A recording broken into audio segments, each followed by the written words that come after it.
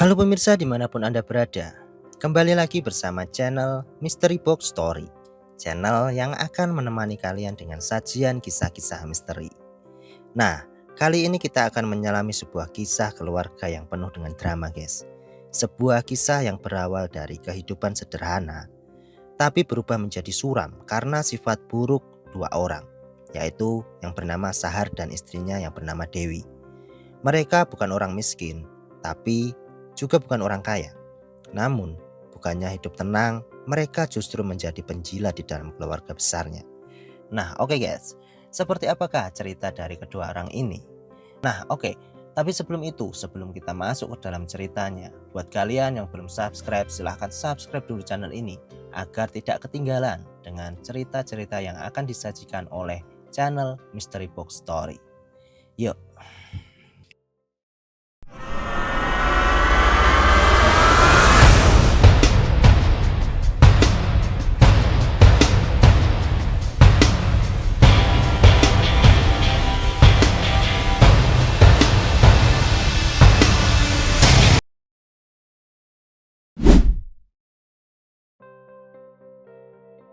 Sore itu di sebuah desa yang tenang, berdirilah sebuah rumah sederhana berdinding bata merah. Rumah itu dihuni oleh Sahar dan istrinya, Dewi. Sahar sendiri adalah pria berusia 40 tahunan. Tubuhnya tidak terlalu tinggi, kulitnya sawo matang, wajahnya biasa saja. Dari luar, Sahar tampak seperti pria kebanyakan. Tapi di dalam dirinya ada sifat yang berbeda. Sifat yang membuatnya sering kali mencari jalan pintas dalam hidup. Sedangkan Dewi, istrinya, adalah seorang perempuan berusia 30 tahunan. Senyumnya manis, tutur katanya lembut, namun di balik itu ia sangat licik guys, dan pintar memainkan kata-kata. Mereka berdua sudah menikah hampir 15 tahun. Hidup mereka sederhana, makan cukup, punya tempat tinggal, dan punya dua anak yang masih sekolah. Sahar sendiri adalah anak ketiga dari 5 bersaudara. Kakak pertamanya yang bernama Mahmud adalah sosok yang paling dihormati di desa. Ia punya usaha hasil kebun dan berkehidupan cukup. Kakak keduanya yaitu Rahman merantau ke kota, membuka toko bahan bangunan dan sukses. Dan adiknya yang keempat bernama Rika, seorang guru sekolah dasar. Dan yang terakhir adalah si Farid atau si bungsu ini masih kuliah di perguruan tinggi negeri. Meski berbeda kehidupan, keluarga besar ini dulunya rukun guys. Mereka sering berkumpul, tertawa bersama, apalagi bila kedua orang tuanya mereka masih ada. Di sisi lain, Sahar dan Dewi punya kebiasaan yang membuat mereka berbeda daripada saudaranya. Mereka tidak suka bekerja keras. Mereka lebih suka mencari untung dari celah orang lain. Kalau ada acara keluarga, mereka selalu datang dengan wajah penuh basa-basi, seolah paling peduli. Namun, setelah acara selesai, mereka seringkali menjadi bahan gosip karena suka menyinggung dan mencari-cari kelemahan saudaranya. Dari sinilah perlahan kisah gelap mereka ini dimulai. Pagi hari di rumah besar keluarga Sahar, burung-burung berkicau riang di pepohonan. Rumah itu adalah milik orang tua mereka, Pak Saman dan Bu Halimah. Sepasang orang tua yang disegani di desa. Halamannya sangat luas guys, penuh dengan pohon mangga, rambutan dan sawo atau pohon buah-buahan. Setiap minggu, hampir semua anak-anaknya berkumpul di sana. Suasananya hangat, penuh tawa, obrolan dan aroma masakan Bu Halimah yang selalu menjadi favorit keluarga. Mahmud si sulung biasanya duduk di kursi panjang dekat jendela. Ia dikenal tegas, sedikit kaku, tapi hatinya baik. Rahman sendiri si anak kedua, lebih santai dan supel.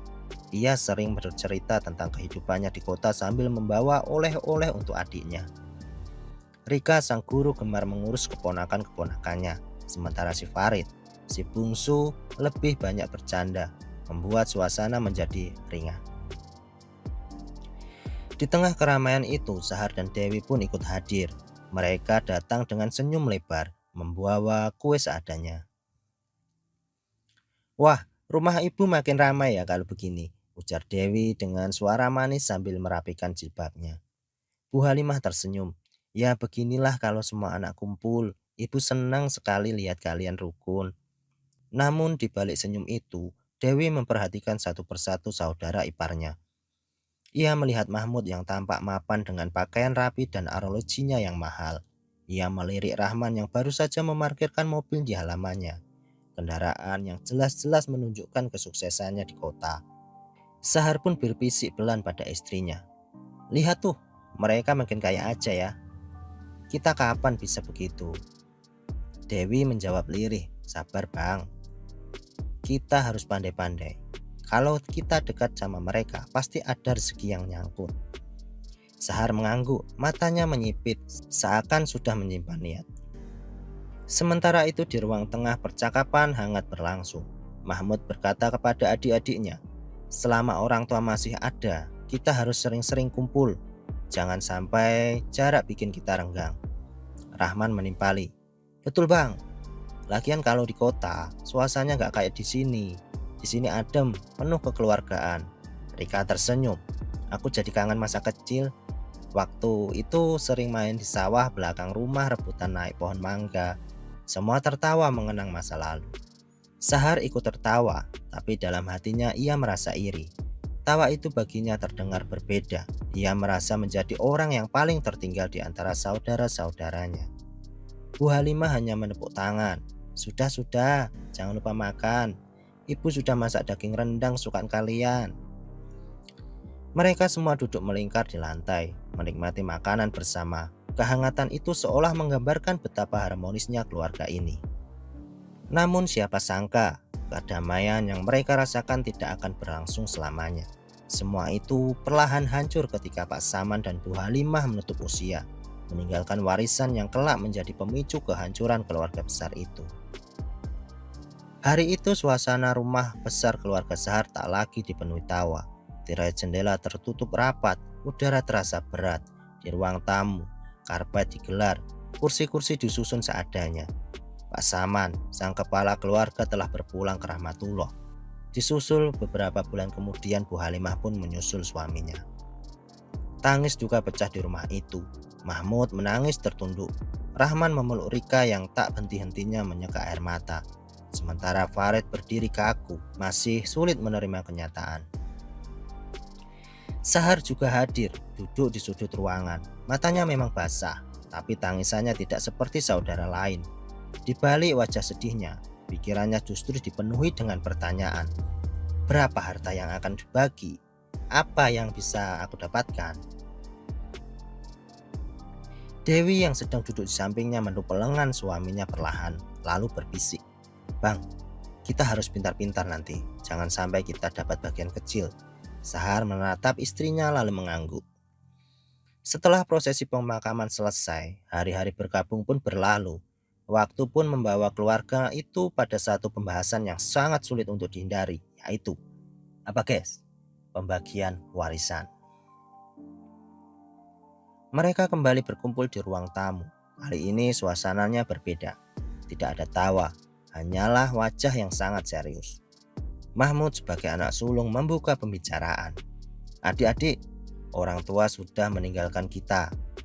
Mereka meninggalkan sawah, rumah besar ini, dan sedikit tabungan di bank. Kita harus membagi dengan adil sesuai amanah. Rahman menimpali, aku setuju, semua dibagi rata. Kita kan sudah dewasa, harus bijak, jangan sampai harta bikin kita pecah. Rika dan Farid pun mengangguk. Namun Sahar terlihat gelisah. Ia berkata, Bang, tapi kan aku anak ketiga yang paling sering di rumah ini sama ibu sebelum beliau meninggal. Seharusnya aku dapat bagian lebih besar, aku yang paling banyak berbakti. Mahmud kemudian mengernyit. Sahar, jangan bicara begitu. Semua anak punya bagian yang sama. Orang tua kita itu tidak pernah membeda-bedakan. Namun Dewi ikut menyela, suaranya lembut tapi menusuk. Abang Mahmud, gampang bicara begitu karena abang sudah kaya. Rahman juga sudah sukses di kota. Sahar cuma kerja serabutan. Apa nggak bisa dipertimbangkan? Suasana mulai menjadi tegang. Rahman menarik napas panjang lalu berkata, kami memang lebih mapan, tapi bukan berarti pertimbangan harus diubah. Adil itu adil, Dik. Jangan karena keadaanmu sekarang kau langgar aturan gitulah. Sahar menatap mereka satu persatu. Wajahnya memerah, ia ingin berteriak, tapi ditahan. Akhirnya pembagian tetap dilakukan secara rata sesuai hukum. Sahar dan Dewi pun menerima bagian mereka. Sebidang tanah kecil, sedikit uang tunai, dan sebagian hasil sawah. Namun, bagi mereka itu terasa tidak cukup. Di perjalanan pulang, Sahar berjalan murung, sementara Dewi terus berbicara. Bang, kita ini dibodohi. Mereka bersekongkol. Lihat Bang Mahmud, diam saja. Rahman juga ngomong bijak padahal dia paling diuntungkan. Kita nggak boleh tinggal diam. Kalau kita dekat sama salah satunya, pasti kita bisa dapat lebih. Sahar menggertakkan gigi. Ia tahu istrinya benar. Sejak hari itu, bibit iri dan rasa kotor mulai tumbuh dari dalam diri mereka.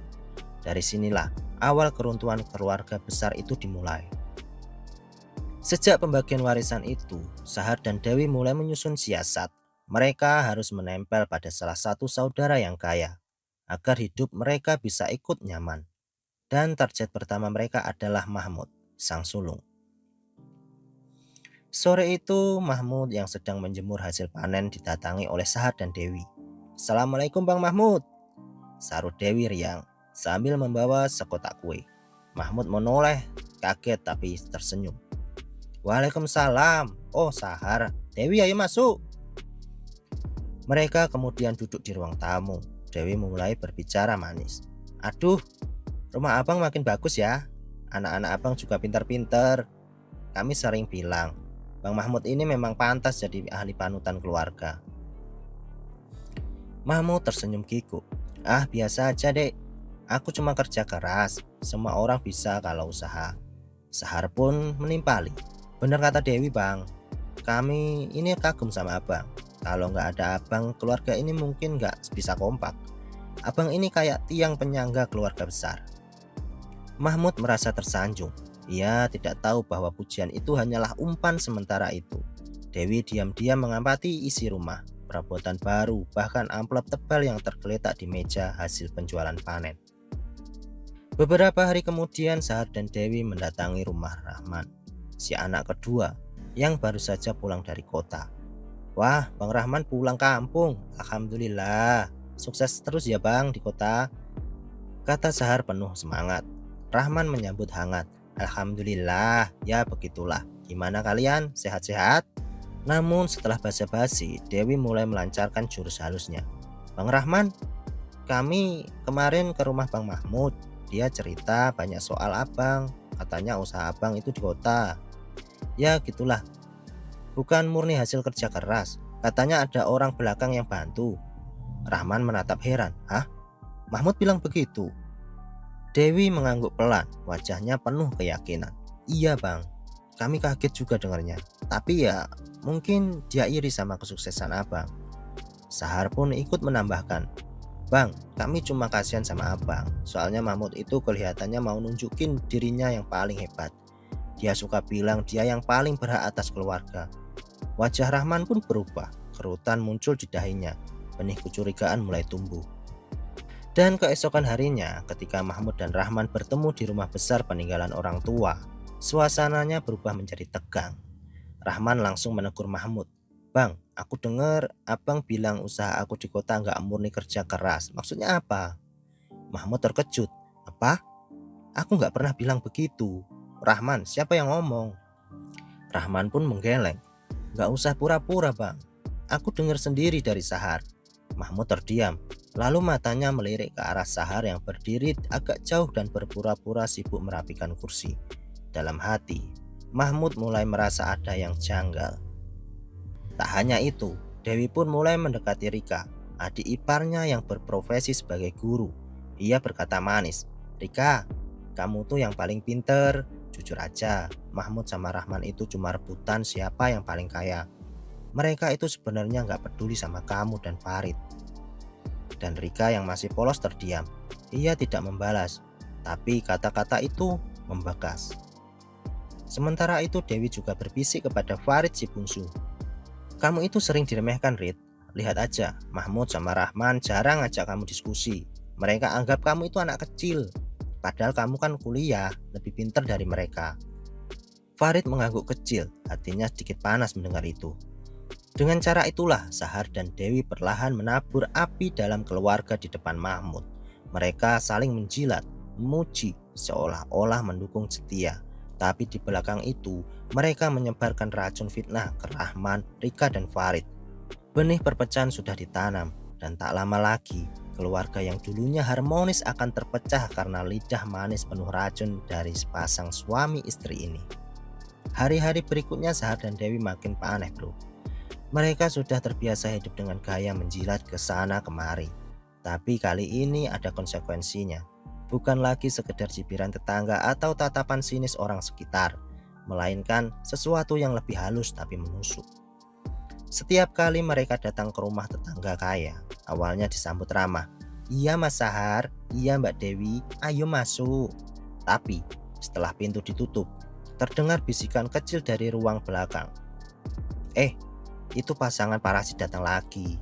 Jangan sampai terlalu banyak dimanja, nanti makin jadi. Bisikan itu gak pernah terdengar langsung ke telinga mereka. Tapi entah kenapa hati Sahar dan Dewi selalu gelisah. Kayak terasa ada hawa aneh yang selalu bikin kepala mereka berat, dada sesak, dan senyum mereka kaku. Seakan-akan semesta mulai bosan lihat gaya hidup mereka. Suatu sore saat mereka pulang dari main ke rumah keluarga kaya, tiba-tiba terdengar suara cekikikan anak-anak kecil di belakang rumah kontrakan mereka. Sahar mengintip, tapi halaman kosong, gak ada siapa-siapa. Dewi ikut merinding, bulu kuduknya pun berdiri. Malam harinya Dewi bermimpi. Ia melihat dirinya duduk di meja makan panjang, penuh makanan mewah, dikelilingi banyak orang kaya. Tapi ketika ia hendak menyendok nasi, tangannya tiba-tiba berubah jadi cakar panjang hitam. Orang-orang kaya di sekitarnya menatapnya dengan jijik. Lalu satu persatu pergi, meninggalkan Dewi sendirian di meja yang kini kosong. Saat terbangun, Dewi keringat dingin. Ia menatap tangannya sendiri dan masih normal, tapi rasa aneh itu belum hilang. Bang, aku mimpi aneh, ucapnya gemetar. Sehari yang setengah tidur cuma ngibasin tangan. Mimpi doang tuh, jangan dipikirin. Besok kita ke rumah Bu Lilis lagi. Katanya ada acara arisan, lumayan lah. Kita bisa dapat makan gratis. Dewi nggak menjawab, tapi hatinya makin nggak tenang. Ia mulai merasa kalau gaya hidup mereka bukan cuma bikin orang risih, tapi juga ada semacam bayangan gelap yang mengikuti. Hari itu hujan deras mengguyur kampung. Sahar dan Dewi baru saja pulang dari rumah Bu Lilis. Tangan mereka penuh dengan bungkusan makanan sisa arisan. Wajah keduanya sumringah, seakan-akan keberuntungan terus berpihak. Namun begitu masuk ke dalam rumah kontrakan kecil mereka, suasananya berubah terasa ganjil. Lampu temaram berkelip, dan pintu kayu bagian belakang berderit pelan meski tertutup rapat. Di balik pintu itu terdengar suara samar. Mereka lagi dan lagi. Sahar yang sedang meletakkan bungkusan nasi kotak sontak menoleh. Dewi, kamu dengar gak barusan? Dewi terdiam, wajahnya pucat. Aku kira suara itu hujan bang. Tapi suara itu terdengar lagi, lebih jelas dan menusuk. Makan dari sisa, hidup dari belas kasihan. Sampai kapan? Dek, jantung Dewi berdegup kencang. Sahar memberanikan diri mendekati pintu belakang. Tangannya bergetar saat menyentuh gagang pintu. Dan ketika ia mencoba membuka, pintu itu tak bergeming, seolah ada sesuatu yang menahannya dari dalam. Bang, jangan dibuka, bisik Dewi, matanya berkaca-kaca. Tapi Sahar keras kepala. Ah, paling juga tikus atau angin.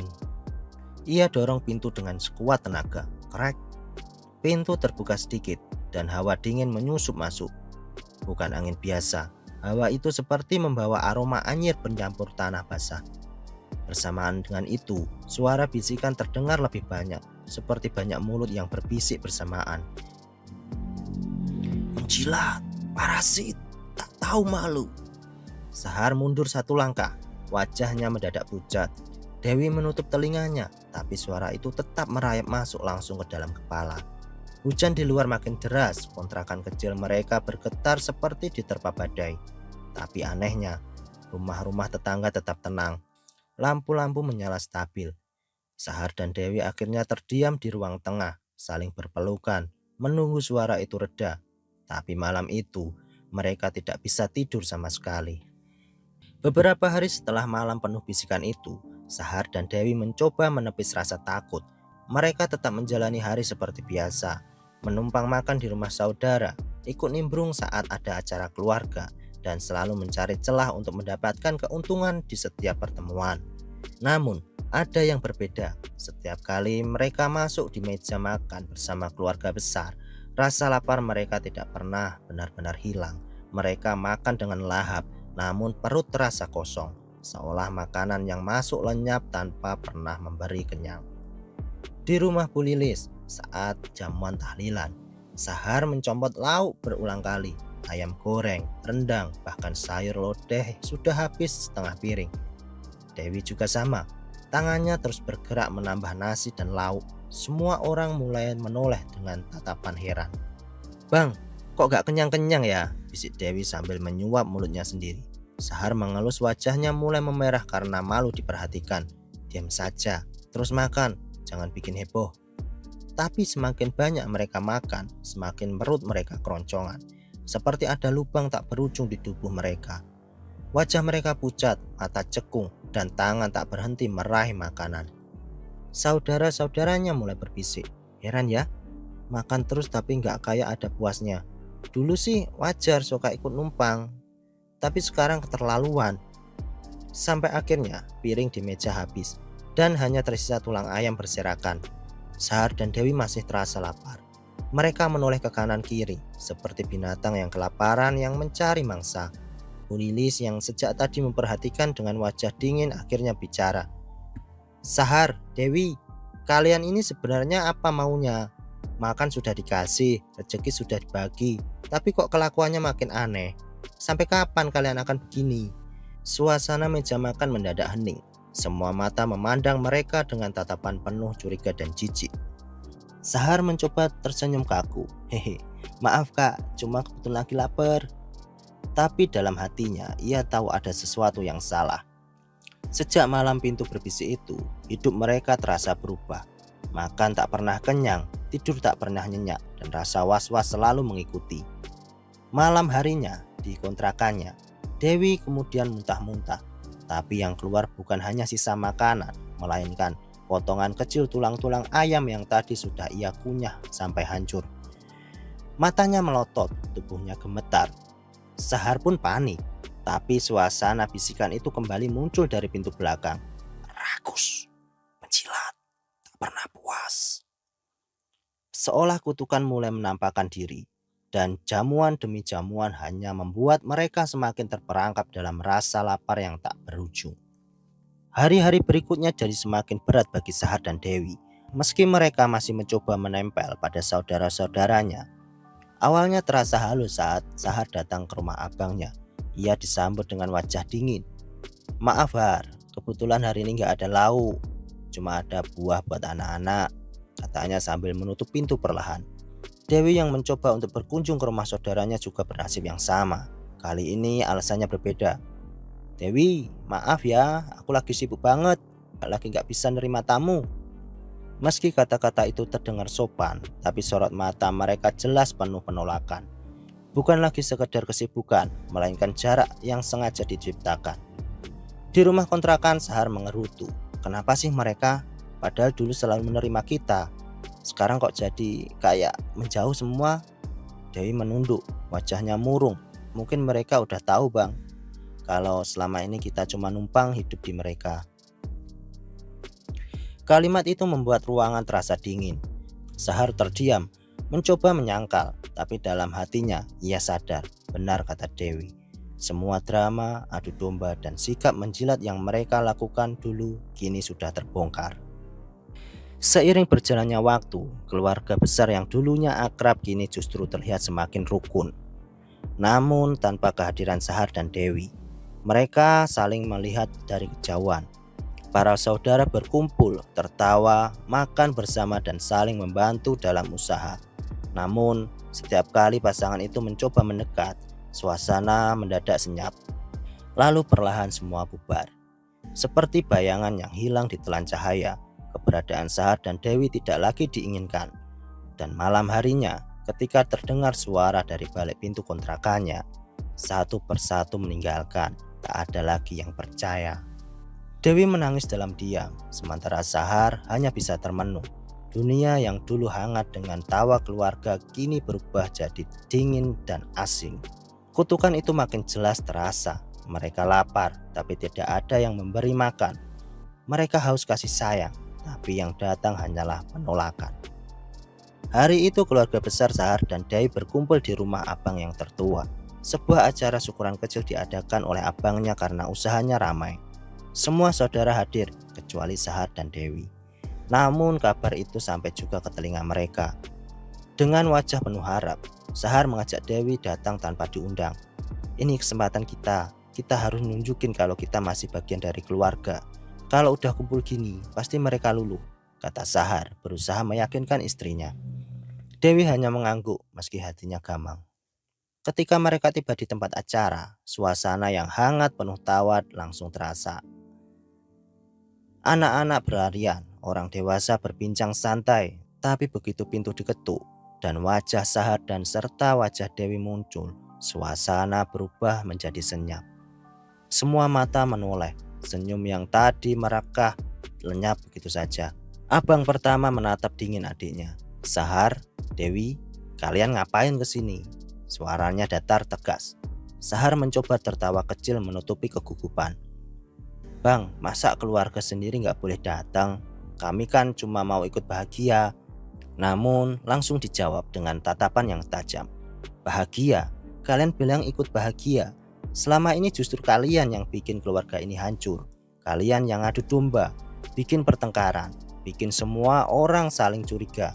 Apa kalian pikir kami nggak sadar? Dewi tercekat, wajahnya memerah, menahan malu. Sahar mencoba membela diri. Itu kan salah paham kak, kita kan cuma-cuma. Cukup Har, potong abangnya. Dengan suara yang meninggi, kami sudah cukup lama bersabar. Mulai hari ini jangan pernah datang lagi ke rumah kami. Kami sudah sepakat, kamu dan Dewi bukan lagi bagian dari keluarga ini. Sahar terdiam, kata-kata itu terasa seperti petir menyambar kepalanya. Dewi menunduk, air matanya jatuh. Saudara-saudara lain yang hadir ikut mengangguk, menguatkan keputusan itu. Tak ada yang membela, tak ada yang menahan. Akhirnya, dengan langkah guntai, Sahar dan Dewi meninggalkan rumah itu. Dari kejauhan, mereka masih bisa mendengar suara tawa keluarga yang kembali pecah. Tawa yang tak lagi mereka miliki. Dan malam itu, di kontrakan sepi mereka, pintu belakang berderit. Bisikan itu kembali muncul, lebih dingin, lebih menusuk. Dibuang, ditolak sendirian. Dan untuk pertama kalinya, Sahar dan Dewi benar-benar sadar mereka telah kehilangan segalanya. Sejak hari penolakan itu, hidup Sahar dan Dewi berubah drastis. Tak ada lagi rumah saudara yang bisa mereka datangi. Tak ada lagi jamuan yang bisa mereka nikmati. Tak ada lagi telinga yang mau mendengarkan keluh kesah mereka. Hari-hari terasa panjang dan dingin. Kontrakan mereka terasa sempit, seolah dindingnya menekan dari segala arah. Uang tabungan habis, pekerjaan pun tak ada. Sahar yang biasanya bisa dengan mudah memanfaatkan relasi keluarga, kini kehilangan pegangan. Makanan semakin jarang, kadang hanya sepiring nasi basi dibagi berdua, kadang hanya air putih yang menemani malam panjang. Anehnya, rasa lapar itu tetap tak pernah pergi, selalu menggerogoti, selalu menghantui. Bang, aku gak kuat lagi, bisik Dewi pada suatu malam. Tubuhnya kurus dan lemah. Sahar hanya duduk terdiam, menatap kosong ke arah pintu belakang. Ia sudah tidak lagi marah atau membela diri. Yang tersisa hanyalah penyesalan. Sesekali ia mencoba keluar untuk mencari pekerjaan, tapi tak ada yang menerimanya. Wajahnya terlalu dikenal orang kampung sebagai tukang cari muka, tukang adu domba, bahkan tetangga pun enggan menyapanya. Kita benar-benar sendirian, ucap Sahar dengan suara serak. Dewi terisak, menggenggam tangan suaminya. Semua ini karena kita sendiri ya bang. Sahar pun tak sanggup menjawab. Malam-malam mereka hanya ditemani suara bisikan dari balik pintu. Tak ada yang sudi, tak ada yang percaya. Kau hanya menjilat yang terbuang. Dan kini bisikan itu bukan lagi sekedar suara asing. suara itu berubah menyerupai suara saudara-saudara mereka. Abang-abangnya, adik-adiknya, semuanya mengulang kata-kata penolakan. Hari demi hari, tubuh Sahar dan Dewi makin ringkih. Orang-orang yang dulu mereka anggap sumber rezeki, kini benar-benar menutup pintu rapat-rapat. Tak ada yang peduli lagi, bahkan sekedar menoleh pun tidak. Mereka berdua kini hanya tinggal sepasang bayangan, hidup di pinggiran, terjebak dalam kesepian yang mereka ciptakan sendiri. Mereka telah kehilangan segalanya, keluarga, kehormatan, dan bahkan rasa percaya dari orang-orang terdekat. Yang tersisa hanyalah lapar, sepi, dan penyesalan yang tak ada habisnya. Waktu pun berjalan, namun hidup Sahar dan Dewi tak kunjung membaik. Pasangan itu pun kini benar-benar hidup dalam keterasingan. Rumah kontrakan mereka tampak lusuh, cat mengelupas, halaman dipenuhi rumput liar. Tak ada lagi tamu, tak ada lagi kerabat yang singgah. Mereka yang dulu begitu pandai mencari muka, kini harus berhadapan dengan wajah asli dunia, dingin dan tanpa belas kasihan. Sahar kerap duduk termenung di depan pintu, menatap jalanan kosong. Setiap kali terdengar suara tawa dari kejauhan, tawa anak-anak yang bermain atau tawa keluarga yang berkumpul, hatinya terasa diiris. Semua itu dulu miliknya, tapi kini hanya jadi kenangan pahit. Dewi yang dulu cerewet dan pandai menyanjung, kini hanya terbaring lemah. Seringkali ia bertanya lirih, "Bang, kalau waktu bisa diulang, apa kita masih akan memilih jalan ini?" Sahar tak pernah menjawab, hanya air mata yang jatuh, menjadi saksi bahwa ia sendiri tidak punya jawaban. Dan pada akhirnya, mereka benar-benar dijauhi, bukan hanya oleh saudara, tapi juga oleh semua orang. Hidup mereka berakhir dalam kesepian, tanpa harta, tanpa hormat, dan tanpa cinta.